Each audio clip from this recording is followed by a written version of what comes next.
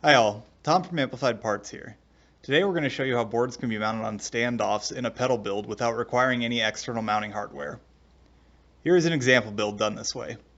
You can see there's no external mounting hardware, but inside the board's mounted on standoffs and the screws and board can easily be removed.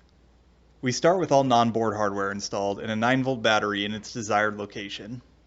We mark the battery location to leave enough room for it, then place the board inside the enclosure and mark the mounting locations by eye.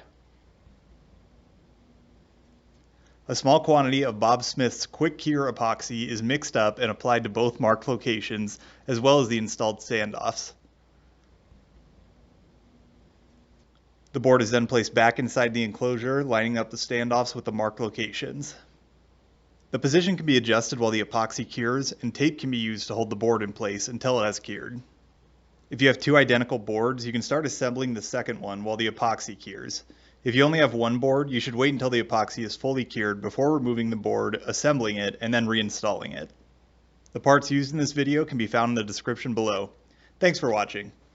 Be sure to like and subscribe to stay up to date with new videos like this one.